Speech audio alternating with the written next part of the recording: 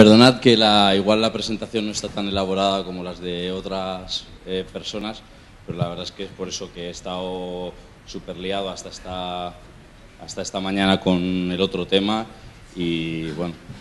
Entonces, básicamente la charla que quería dar, o la pequeña charla que quería dar, era sobre tres aspectos que creo que son importantes a la hora de escoger digestivo como especialidad.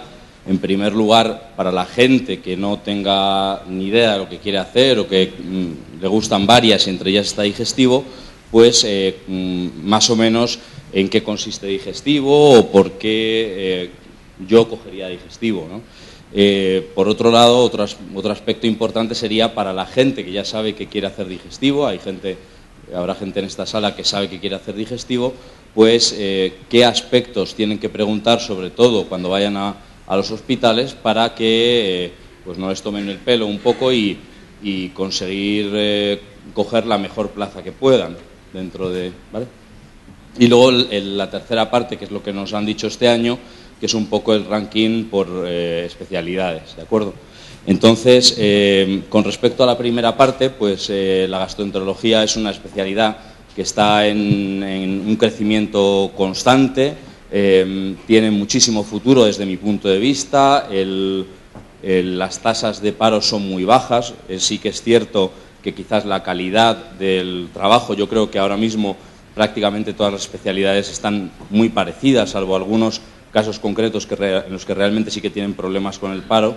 La mayoría de las especialidades pues consiguen, sobre todo al principio, trabajos de mala calidad o contratos de 6 meses, etcétera, etcétera, hasta que finalmente ya se consolida un poco más la cosa. Pero eso ocurre en digestivo y ocurre en casi todas las especialidades, ¿de acuerdo?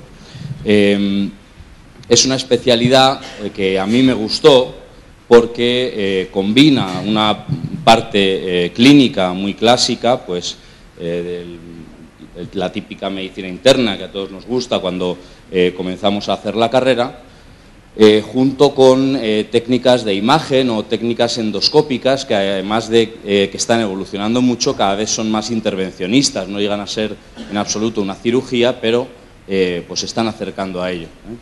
Entonces, digamos que digestivo sería una especialidad apta para aquellos que les gustan las médicas que son amplias y un poco complicadas, quizás, como cardiología, neurología, digestivo, etcétera. Que les gusta mucho el contacto con el paciente, que no quiere decir que las cirugías no haya contacto con el paciente, pero sí que es un factor muy importante. Por otro lado, también sería una especialidad para aquellas personas que no solo les gusta la parte clínica, sino que además les gusta hacer algo con las manos. Es decir, el digestivo tiene muchísimas técnicas, muchísimas cosas que hacer con las manos, pero no quieren ser cirujanos por lo que sea, pues por lo de la calidad de vida que han estado hablando los compañeros o por lo que sea, o no quieren dar ese paso y prefieren una cosa más intermedia, ¿no? Entonces, se podría decir que digestivo, como os he dicho, es una especialidad muy amplia. Al final de la residencia, que probablemente debería de ser de 5 años, como llevan intentando hacerla de 5 años desde hace mucho, pero sigue siendo 4 años y la verdad es que no da tiempo para dar todas las cosas de la especialidad, pero sí que es cierto que acabas con una formación médica general bastante buena, aunque eso depende un poco de cada persona, y generalmente las salidas que hay, que como os digo al principio suelen ser pues contratos de 6 meses, pues suelen ser o bien como gastroenterólogo general en un hospital, sobre todo si es un hospital pequeño en el que haces casi de todo, haces endoscopia, planta, etcétera, etcétera, o como gastroenterólogo en un ambulatorio. La mayoría de las veces se van alternando las cosas, es decir, estás 3 días en el hospital que sea y 2 días te vas al ambulatorio, o 3 días en la planta y 2 en la consulta. Eso es lo que suele ocurrir al principio. Algunas personas ya empiezan especializándose en algún área concreta porque han sido muy buenos durante la residencia en eso, o les ha interesado mucho durante la residencia y han conseguido un contrato de eso al acabar la residencia, pues solo sobre hígado, o solo sobre ecografía o endoscopia, o les ha gustado mucho la endoscopia y se dedican sobre todo a eso. Pero eso es lo que menos. Generalmente la gente empieza como gastroenterólogo general y según van pasando los años, pues tienes la posibilidad, y eso también es una parte buena y una cosa que me gustó de digestivo, es que podía dedicarme a la parte general el tiempo que quisiese, y a la parte más amplia, sin decantarme claramente por una cosa o por otra, y cuando ya estuviese un poco cansado de la parte general, empezar a ser pues el que más supiese de una cosa, ¿no? O, ser súper especialista en un tema, pues la hipertensión portal o el tema que sea, ¿no? Entonces, en ese sentido también está bien. Con respecto hay otro tema que yo creo que es bastante importante, que es el tema del trasplante. El trasplante es una parte muy importante en digestivo y sobre todo en la mayoría de los hospitales, salvo yo creo que en toda España, salvo en el que estoy yo, es una especialidad, es una parte de gastroenterología, o realmente el trasplante hepático sería multidisciplinario y lo llevarían intensivistas, anestesistas, cirujanos y digestivos, además de radiólogos, etcétera, etcétera. Pero bueno, en el hospital en el que estoy yo en concreto, pues solo lo llevan los cirujanos y en parte también los intensivistas, ¿no? Entonces, bueno, pero simplemente que sepáis que es una parte muy importante. Si cogéis un hospital, preferiblemente que tenga trasplante hepático, o que podáis hacer una rotación bastante amplia de trasplante, porque hoy en día no se concibe pues una persona que acabe gastroenterología, la especialidad se llama gastroenterología, sin tener ni idea de trasplante hepático, ¿no? Que es un poco apuntando hacia el futuro realmente.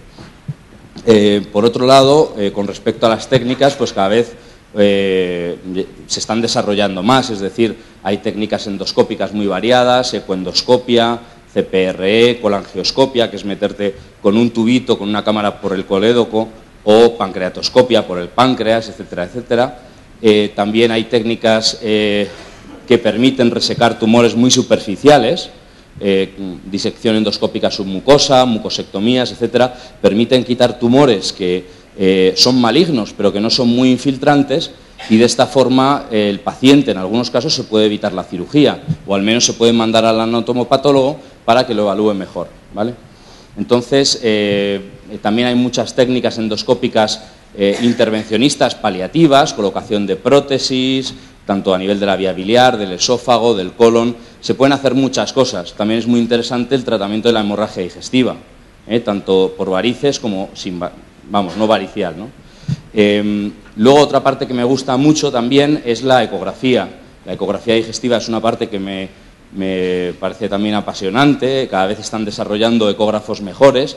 Hay hospitales que tienen hasta 3 ecógrafos en un mismo servicio, y en algunos servicios está muy potenciada la parte de la ecografía.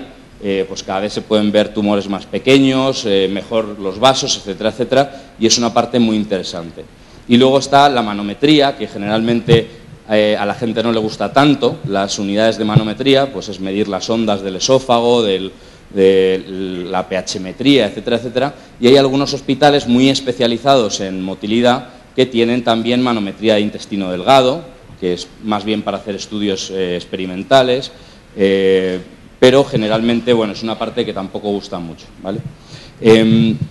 Con respecto, esto sería un poco lo que es digestivo y al menos por qué yo lo cogí.